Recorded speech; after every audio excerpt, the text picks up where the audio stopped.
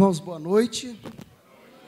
Para mim é uma honra enorme estar com os irmãos, com a família do Odilon. Então, como o Odilon compartilhou, nós temos esse relacionamento de... Então, quando eu vim para cá, minha esposa ficou com ciúmes, para você ter uma ideia. E a gente, de fato, assim, foram 5 anos convivendo, morando junto, nós ali, mais 22 rapazes, e sendo testados diariamente na faculdade, e de lá a gente depois, cada um para um lado, cada um para um canto. Então, um tempo que Deus vem tratando o Odilon, tratando a mim, para que possa, de alguma forma, a sua igreja ser abençoada. À medida que o servo que prega é tratado, a igreja também é tratada. Amém, irmãos? Quanto mais o Odilon é tratado por Deus, quanto mais o Odilon é levado para a cruz, quem mais ganha é a igreja, né? E para mim tem sido assim um privilégio compartilhar e deixar que Deus use a minha vida, e agora muito mais de reencontrar a família de Deus aqui e os irmãos, Odilon. E Odilon, falando desse caso que a gente foi em São Luís do Maranhão, eu encontrei essa mulher. Quando eu e o Odilon nós fomos orar por essa mulher, ela estava deitada numa cama que ela praticamente ela não tinha mais, ela não comia, não tinha mais chance. E foi um caso terrível, porque a gente orava, o negócio se movimentava dentro dela.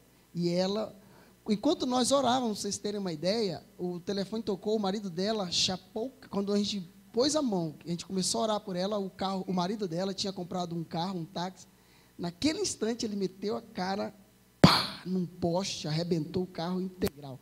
Mas hoje essa mulher está perfeitamente livre e liberta. Ela não andava, não falava, não mais, nada.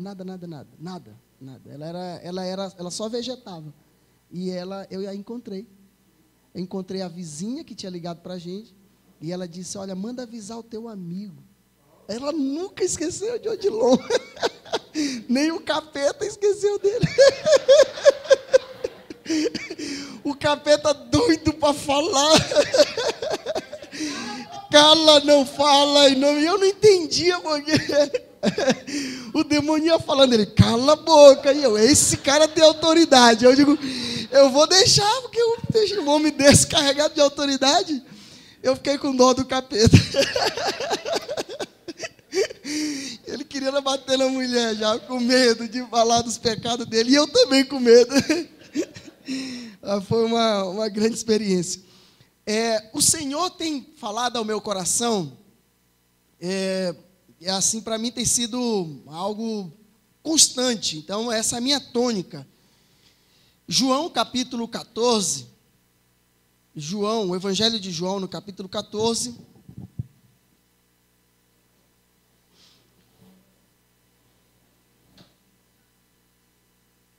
o versículo 21,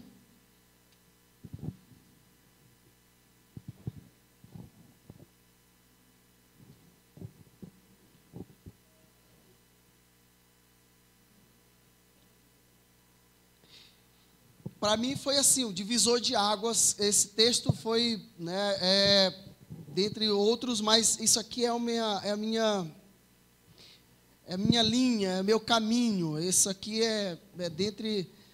esse é um texto que fala muito sobre por onde é que a gente deve, como é que a gente deve trilhar.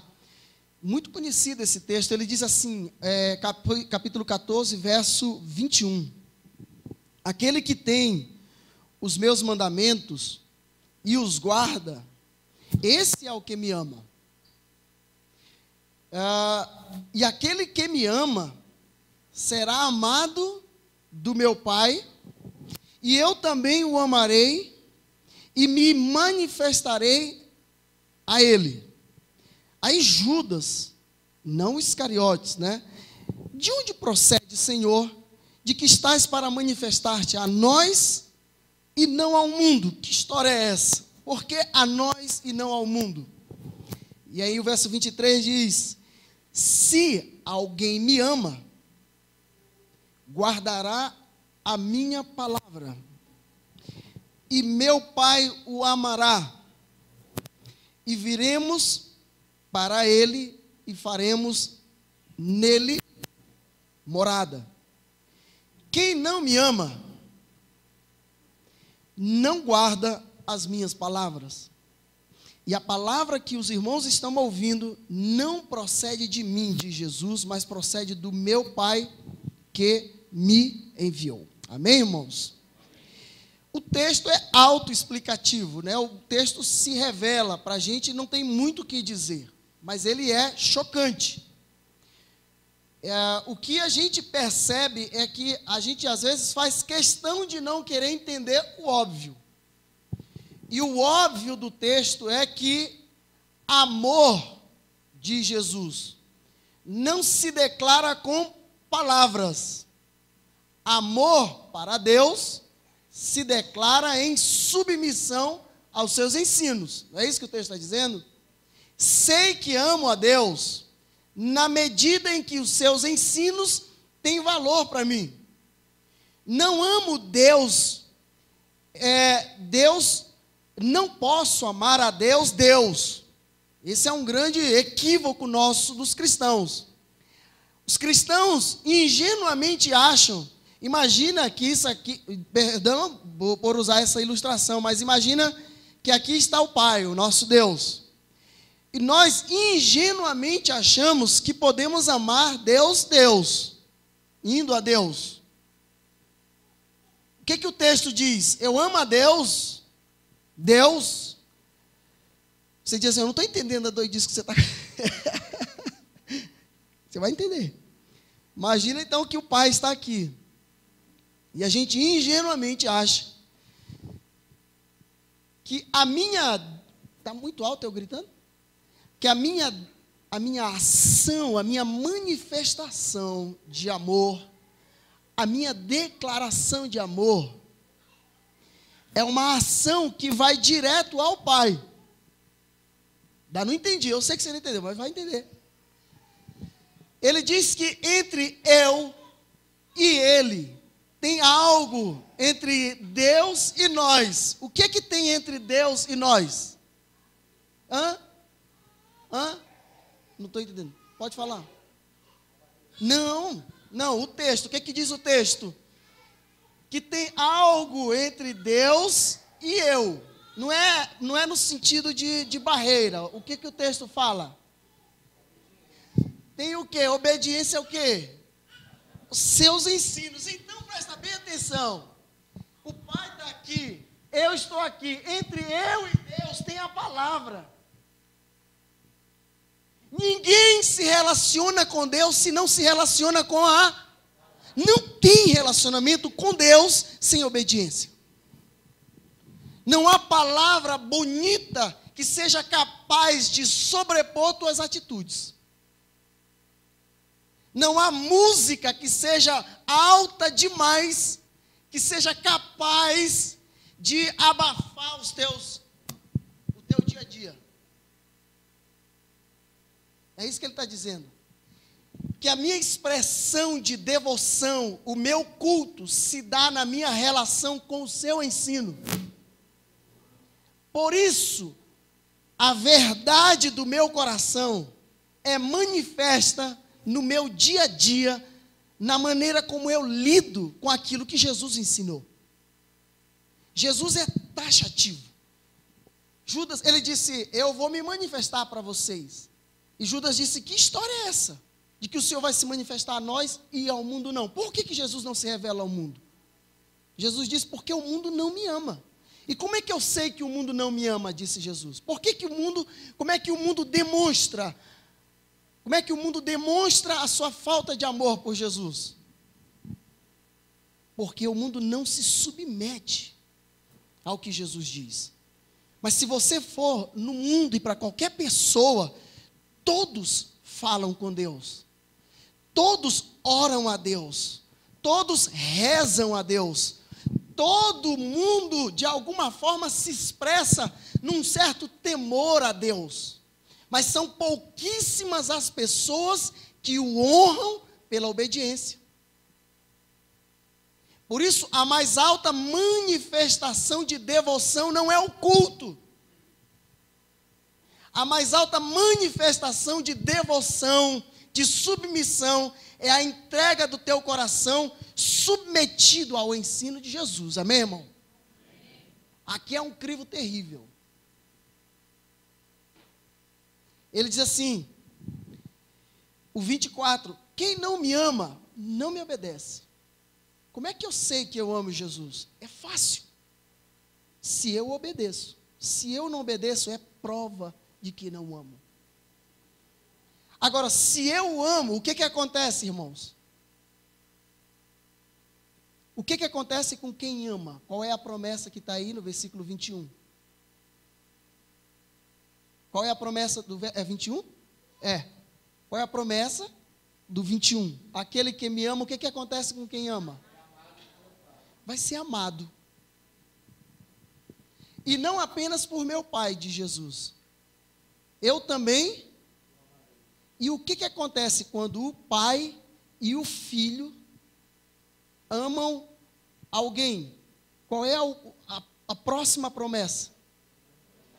A palavra manifestar é descortinar. O que vai acontecer se a gente tirar essa cortina? Então ele está dizendo que o pai e o filho, eles vão se descortinar, eles vão aparecer para você. O pai e o filho não aparecem para qualquer pessoa. O pai e o filho não aparecem para evangélico. O pai e o filho não se revelam para católico nem para espírita, porque Deus não se relaciona com religioso. Deus só conhece um tipo de gente. Deus só conhece um tipo de ser humano. Só aqueles que temem e tremem da sua palavra. Deus não tem pacto com quem não tem pacto com Ele. Deus não se relaciona com evangélico, com cristão. No reino de Deus não tem cristão. No reino de Deus só tem discípulo. Deus só tem uma espécie de geração. Aqueles que decidiram no seu coração se submeter integralmente a Ele. Sem frescura. Ih, está falando palavrão. Sem frescura. Porque tem muito crente fresco. Que pede, que se ajoelha para pedir. Clama, clama, clama e clama. Mas é incapaz de se submeter a uma vírgula da Bíblia. Entendeu? Ainda diz assim, eu sou crente, mas não sou trouxa. Ora, é trouxa sim. Qualquer um que não se submete ao que Jesus diz é trouxa. Qual é o exemplo nosso? O próprio Jesus que falou isso, deu exemplo. Jesus, ele diz assim, olha, o Pai, aqui meu irmão está o segredo. Por que gente, você passa a vida inteira e Deus não ouve uma palavra tua? Porque Deus, eu vou dizer uma coisa para vocês, depois o Odilon vai explicar para vocês, porque eu vou embora, o problema é de Odilon. Deus, presta atenção, Deus é o único ser que não ouve com os ouvidos, Deus ouve com os olhos.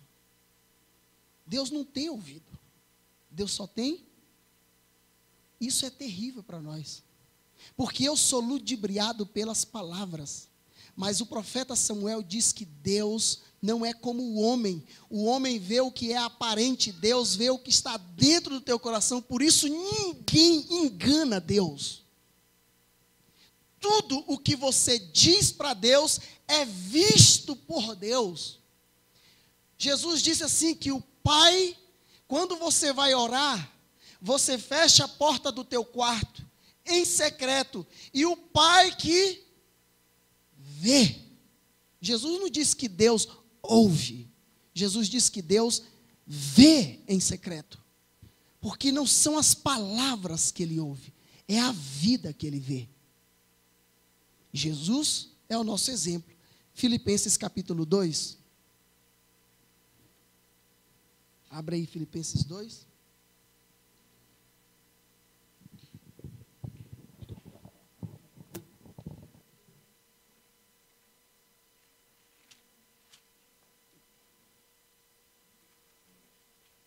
Ele diz: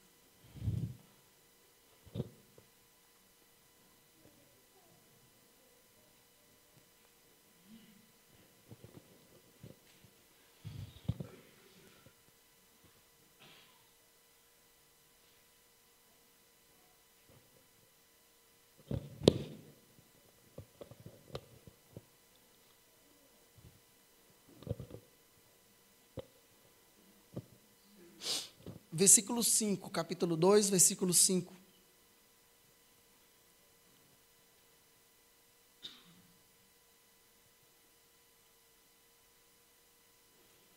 Tende em vocês o mesmo sentimento, Filipenses 2, 5, que houve também em Jesus. Como foi que Jesus procedeu? Ele, subsistindo em forma de Deus, não considerou como usurpação o fato dele ser igual a Deus deveria ser algo que ele teria que se apegar.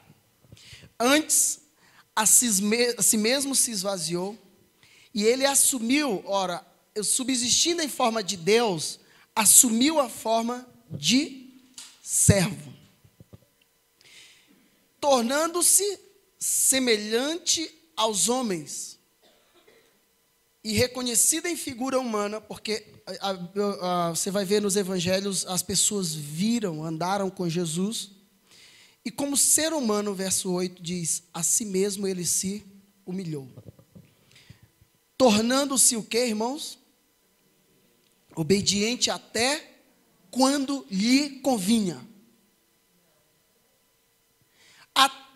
Ele era obediente a Deus até que os seus direitos não fossem o quê? Ultrapassados. Não é isso que está falando? Ele foi obediente até a morte. E qual tipo de morte?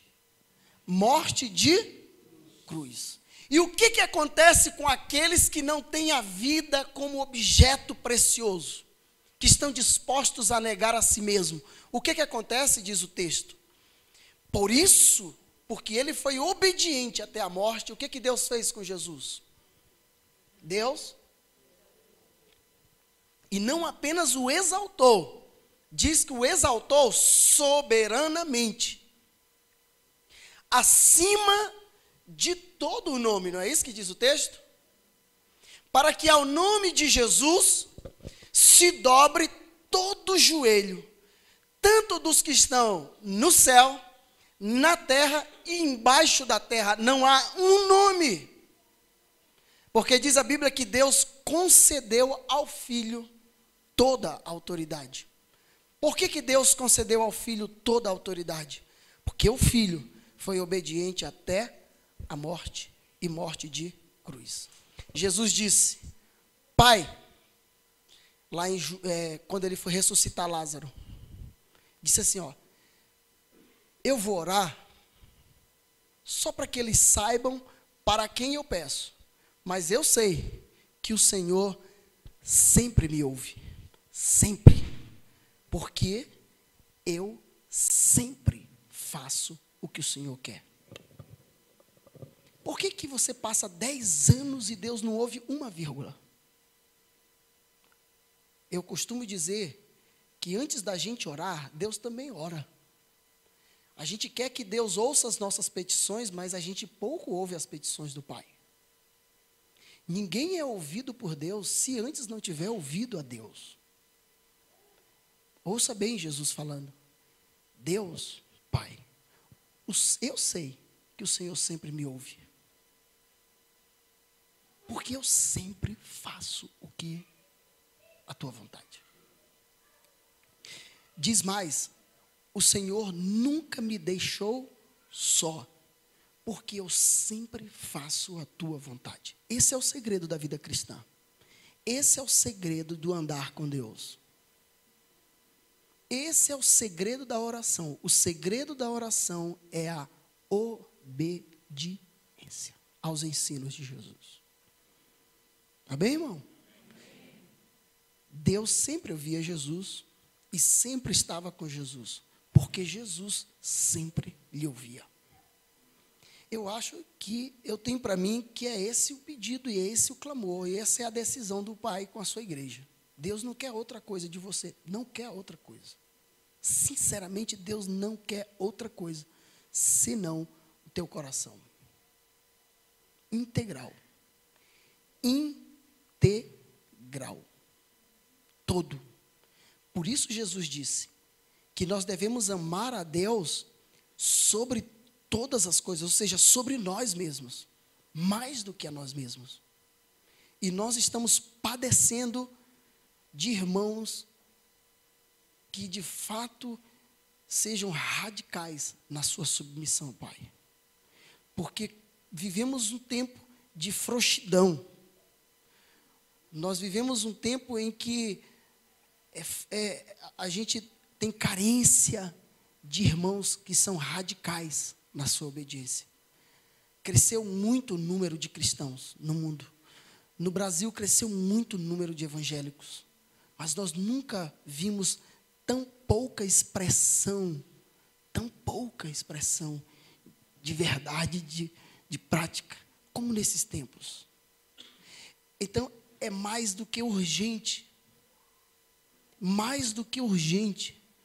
que levemos a sério o ensino de Jesus. Gente obediente. Para a gente matar a questão, eu quero deixar com os irmãos, para os irmãos pensarem durante a semana, quais são algumas áreas que a gente considera assim, que são as mais terríveis para a nossa vida e que estão constantemente nos colocando em xeque. Mateus, abra sua Bíblia, Mateus, capítulo 5.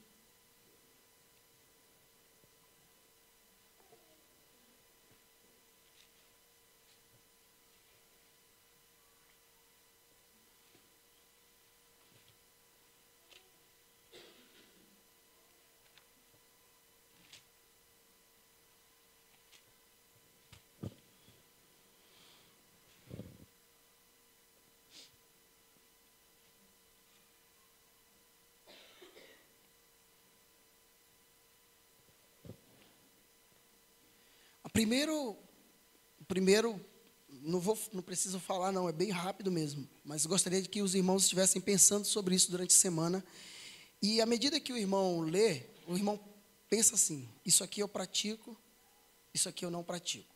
Se eu pratico, é prova de amor. Se eu não pratico, é prova de que eu não amo. Eu não me relaciono com Deus. Aprenda isso. Ninguém se relaciona com Deus. Não seja ingênuo.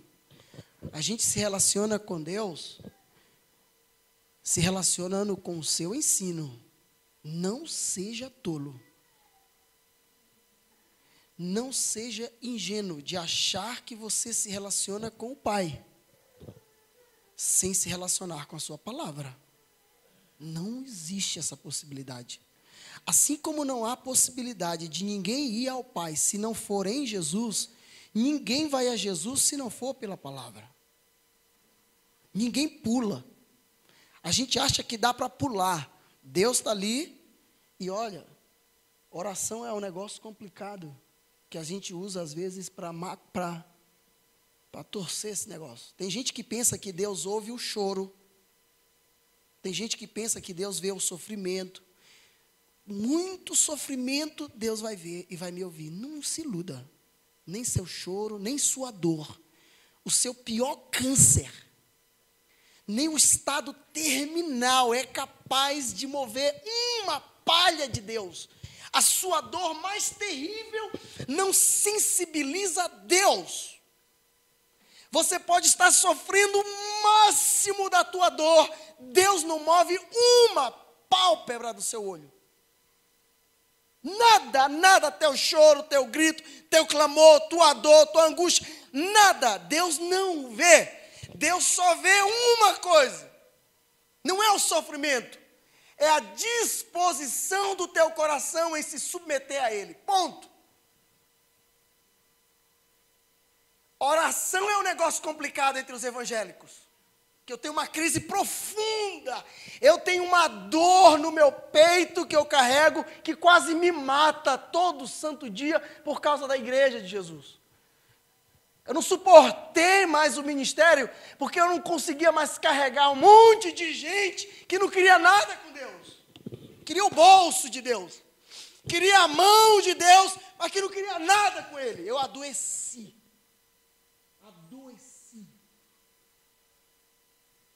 Por isso eu carrego essa mensagem comigo, e onde o Senhor Deus mandar, eu só vou falar sobre isso. Porque o Senhor quer uma comunidade de gente que está disposta a morrer por Ele. Gente que está disposta a dar a vida por Ele. E eu quero desafiar essa igreja, que essa seja a comunidade dos salvos que se submetem integralmente a Ele. Amém, irmãos? Gente santa. Gente santa. A igreja é feita de gente santa. A gente não quer mais admitir. A gente não quer mais admitir uma igreja que seja conivente com a maldade dos seres humanos, das pessoas. Que tem duas caras. Na igreja é uma coisa, mas em casa é outra. Chega. Filho que na igreja é um santo, mas não obedece pai. Marido que na igreja se veste bonito, mas só a esposa sabe que ele é um canalha. Mas na igreja ele é bonito. Esposa que canta maravilhosamente, mas é insubmissa e intragável dentro de casa. Pais que são maravilhosos na igreja, mas que os filhos têm vergonha deles, porque eles são insuportáveis como pais. Chega disso. Igreja não é covil de bandido, como disse Jesus, nem de gente que negocia a palavra. Igreja é lugar de gente que só entra ali porque sabe que aqui vai ser tratado. Esse é o propósito da igreja. Igreja é um lugar que, a semelhança de uma fábrica, imagina se a gente pudesse dizer que essa igreja aqui fosse uma fábrica. Ora, se você vai numa fábrica de sapato, o que a gente tem como resultado dessa fábrica? Sapato. Igreja só produz um tipo de gente, gente parecida com Jesus. Se a igreja não produz seres humanos parecidos com Jesus, eu particularmente acho que tem que fechar a porta. Vender o prédio. Se o resultado final não for transformação de caráter, não tem por que manter absolutamente nada numa igreja. Se o resultado não for adolescentes que se submetem aos pais, esposa que se submete ao marido, marido que ama a esposa, irmãos que se suportam e amam uns aos outros. Amém, irmão? Em nome de Jesus.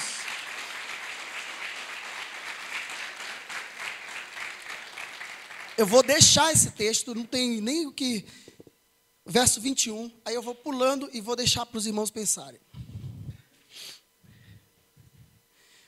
21, diz assim, ó, vamos ver se o irmão é assassino. Hoje eu vou ver se eu sou assassino. Bora ver se a gente é assassino ou não. Jesus diz, a lei de Moisés diz, não matarás. Na lei de Moisés, não matarás, como no Brasil também diz que é para a gente não matar. Nunca vi um país que diz que é para, né? Os judeus também eram assim, não pode matar, ou seja, não pode meter uma faca, não pode atirar, não pode matar, beleza. Jesus vai um pouquinho mais além. Eu, porém, vos digo, vamos ver se a gente é assassino.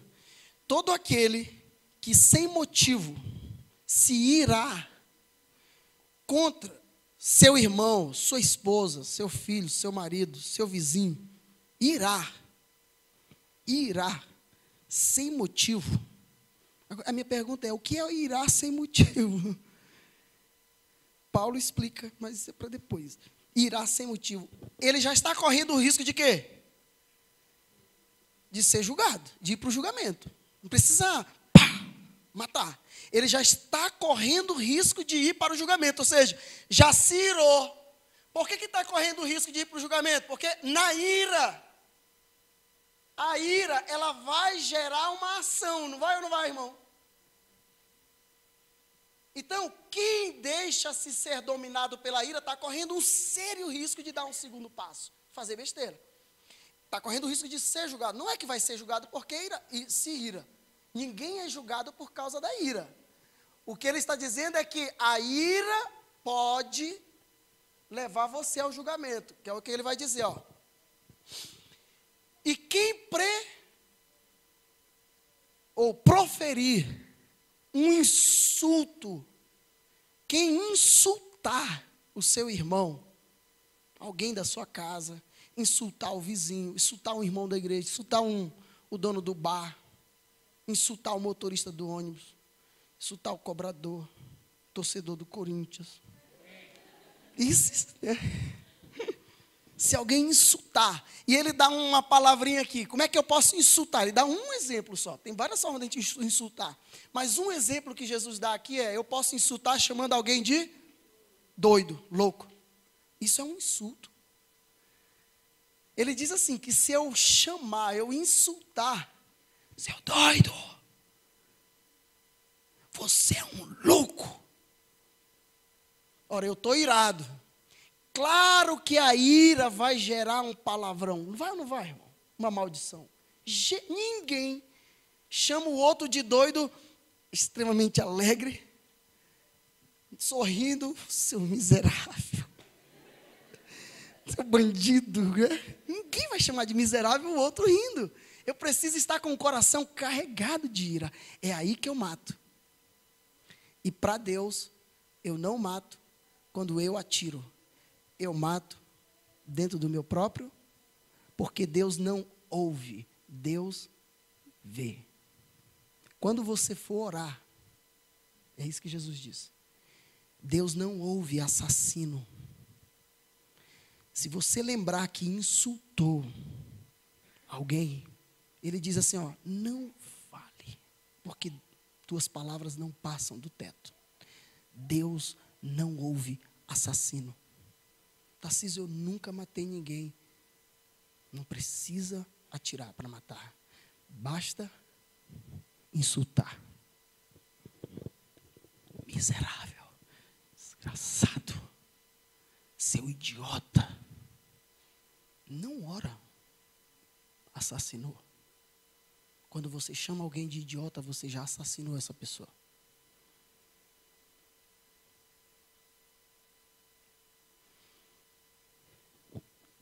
Isso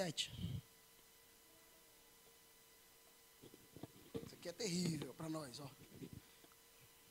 Ouvistes o que foi dito na lei de Moisés, como na nossa Constituição brasileira também diz que adultério é passível de, não é? No adultério, na nossa Constituição, gera condenação. Se a mulher quiser, no Brasil dá, viu, mulheres? Fiquem sabendo.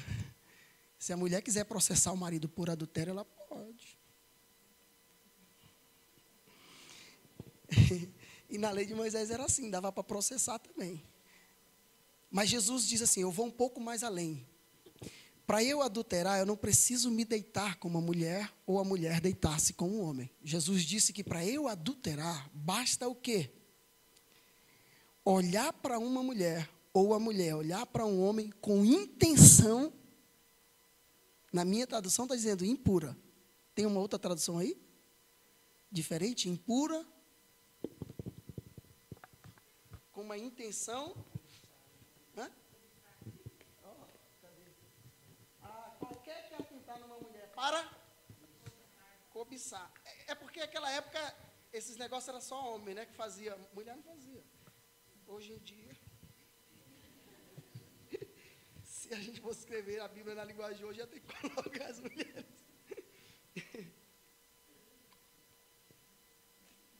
Diz assim, ó. Eu peco, eu sou adúltero, não apenas quando me deito, basta eu cobiçar. Então imagina, eu começo como é que a gente, quando eu vejo cobiçar, sempre vem aquelas coisas assim, que a gente usa, né, que é o troca de olhares, né, paquerar. Você é casado, mas você no seu serviço tem uma pessoa, ou na rua, que você passa e põe o olho. Então, você mapeia, já, né? Dá o diagnóstico com um olhar, o cara dá o diagnóstico completo. É miserável, vai para o inferno, bandido. Está pensando que tua mulher não vê, porque a mulher, ela enxerga apenas o que está na vista. A Bíblia diz que os olhos do Senhor estão em todo lugar e passeia sobre a terra. Não tem como fugir do Pai. Aí eu cobiço a menina, cobiço e vou para o meu quarto, fecho a porta do meu quarto e vou orar. Eu já orei, irmão. Entenda, vamos parar com essa bobagem de achar que orar é falar com Deus. Você já orou quando adulterou? Ou você já orou quando disse não para o adultério? Deus já te ouviu. Você expressou que o ama quando olhou a menina e disse: fiz um pacto com os meus olhos. Fiz um pacto com os meus olhos. Isso é orar. Mas não venha achar que você tem pacto com a prostituição e o mesmo olho que contempla a prostituição pode contemplar a glória, porque não.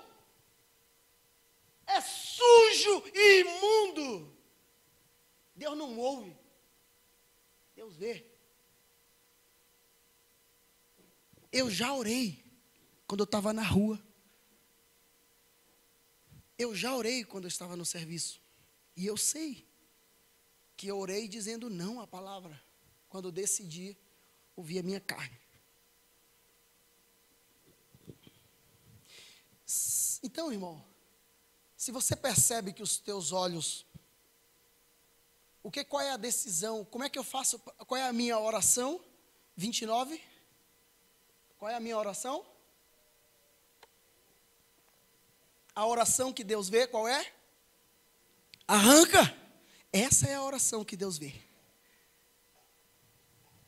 Teve um rapaz da Universal, que ele leu isso aqui, ele tão devoto, e ele arrancou literalmente. Cortou, mas a família conseguiu guardar no congelador. Correram e conseguiram fazer um implante. Não me pergunte se deu resultado, eu também não exagero. Não sei se ainda serve para alguma coisa. Mas... Então, antes de... o olho, ainda que ele use essa expressão olho, o olho, antes desse tem um olho da intenção, da cobiça. Deu para entender, irmão? Então, eu oro cortando na raiz o mal. Isso é orar.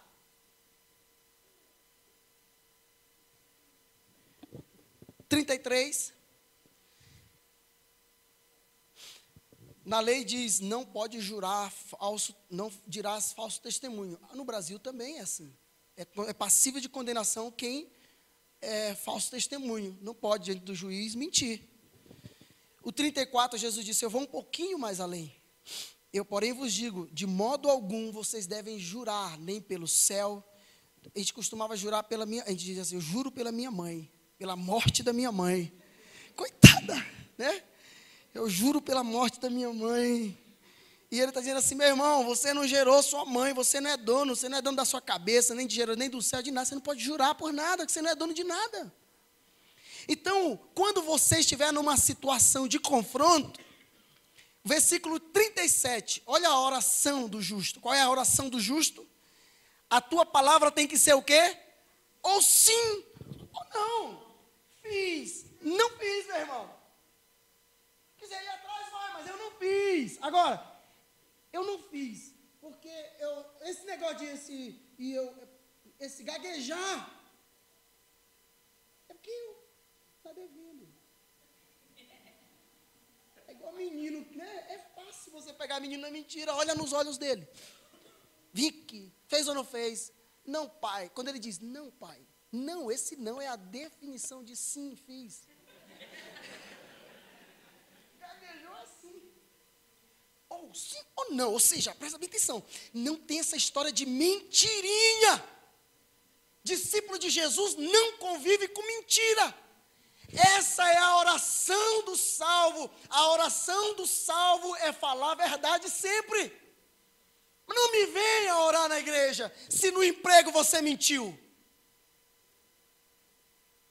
Ah, mas foi meu patrão que mandou eu mentir. Que o patrão morra, meu irmão. Mas você não pode. Perca o emprego, mas não perca a sua alma. Se o seu esposo exigir de você mentir, perca o esposo, mas não perca o seu relacionamento com Deus. Antes, diz o apóstolo Pedro, é melhor servir a Deus, submeter a Deus, do que aos homens. É aqui que é a prova se a gente é cristão ou não. Eu minto, tinha uma musiquinha na Assembleia de Deus, minha vizinha colocava todo santo dia. Eu cresci com essa musiquinha na minha cabeça. Quem mente não é de Deus. Ser do diabo é muito triste. Porque ou eu sou de Deus ou sou do diabo. E quem é o pai da mentira? Se eu minto, eu sou filho do diabo. Mesmo sendo evangélico.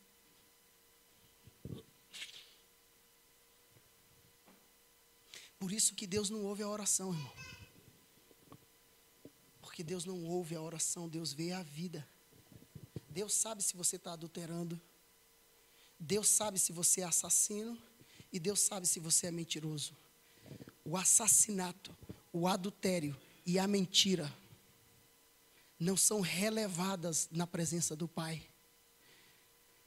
O adultério, o assassinato e a mentira não são encobertas pelas minhas lágrimas. A minha dor não cobre a minha maldade. Você pode estar na UTI.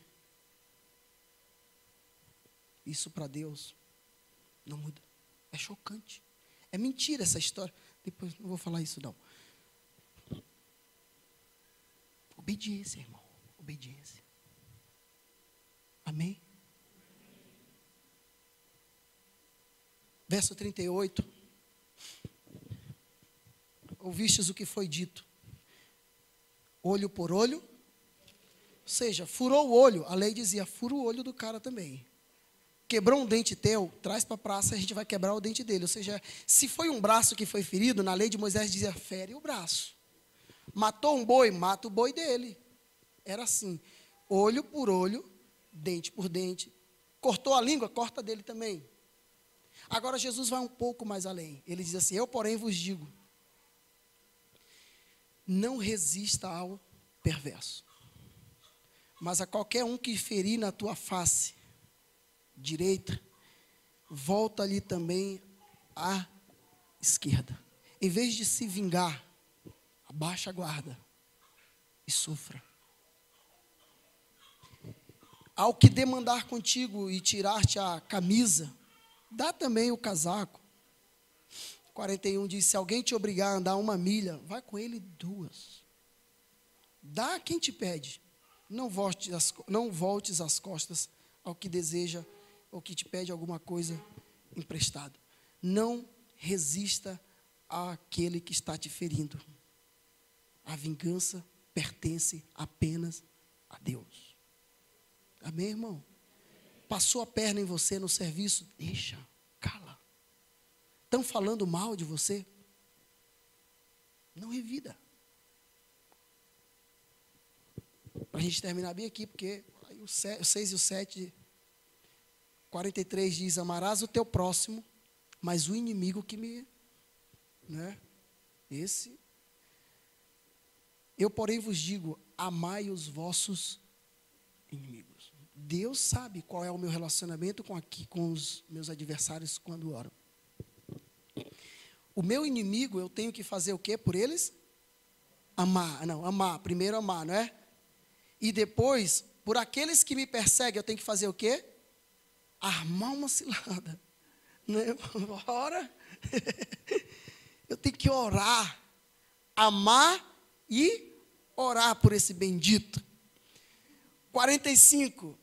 Quando eu amo o meu inimigo e oro por aquele bendito que está me perseguindo, o que acontece, irmãos? O 45, Assim eu estou, o quê? Sendo parecido, eu estou agindo como um filho de Deus, para que vos torneis filhos do vosso Pai Celeste. Porque Deus faz nascer o sol sobre maus, sobre bons, e faz vir chuva sobre justos e injustos. Já pensou se o Senhor Deus mandasse chuva só para quem era bom? O sol resolvesse aparecer só sobre a casa daqueles que eram, só sobre os crentes mesmo, crente fiel. Tadinho do sol.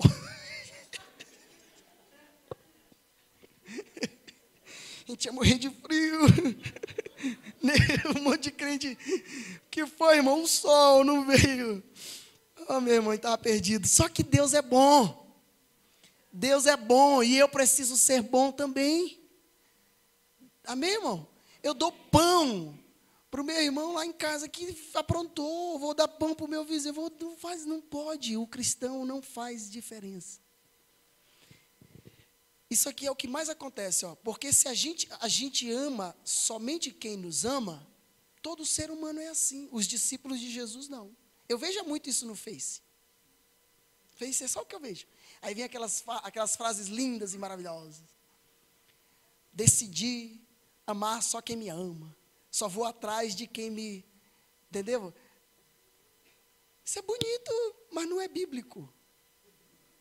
Você tem que colocar assim, ó, decidir amar quem não me ama e decidir perdoar quem não merece. Tá bem, irmão? Meu inimigo, você que espere, porque eu estou orando. Não é como aquela música daquela menina que diz assim, quem te viu passar pela, como é? Quem te viu passar pela prova e não te ajudou, o que ela fala? Vai se arrepender. Não é? Essa é doidinha da cabeça, irmão. É doidinha, essa daí é doidinha. Ela é igual aquela doidinha que canta aquela música do beijinho no ombro, não tem? É igual, essa música é igual. É igual. Quem te viu passar e depois que me vê na glória, não sei o que, vai ter que... Ora, não é assim. Jesus, quando estava crucificado, um prego aqui, o outro aqui, no pé, sangrando, puseram uma coroa, o cara enfia uma lança, sabe qual foi o grito dele? Pai, perdoa, porque eles não sabem o que eles fazem, não lhes imputes esse pecado, que o meu sangue seja aspergido sobre eles, e eles sejam perdoados. Chega de vingança. Os casamentos estão acabando, porque as esposas não conseguem suportar o mal, e os maridos não conseguem suportar um ar. Ninguém cala mais, é briga toda hora, briga. Briga, ninguém cala, ninguém se submete. Chega, amém, irmão? Tem alguém te perseguindo? Ora, se alguém não te ama, ama. Essa história de dar bom dia só para quem me dá bom dia, está errado. Eu dou bom dia para quem também vira a cara para mim. Tem um amigo meu no serviço que ele observa isso. Passou por ele, não deu bom dia, ele já fala assim, nossa, nem dá um bom dia, todo dia é sempre. E eu já observo assim, ele já diz, nossa. Ora, irmão, aí ontem a gente foi trabalhar à tarde, de manhã e... pediram para a gente carregar os negócios e a gente já estava assim. Aí entra uma mulher na sala, nem olhou para a gente. Ele olhou e disse, meu Deus, nem dá bom dia. Aí eu esperei, eu me lembrei desse texto. Essa bendita vai me pagar, ela me paga. Ela entrou de novo na sala. Eu me lembrei do texto, eu disse, bom dia, minha irmã. Ela, oh, bom dia, eu nem tinha visto vocês. Oi, do nosso lado. Aí eu e o menino dizem, mas a gente viu a senhora, minha irmã. Dê bom dia para quem não dá bom dia, meu irmão. Dê bom dia para cavalo. Tem cavalo, não tem? Tem uns cavalos aí, não tem? Dá bom dia para cavalo também. Amém, irmão? Deus não ouve as tuas orações, Deus vê a sua vida. Que Deus te abençoe em nome de Jesus. Amém? Graça e paz em nome de Jesus, meu irmão.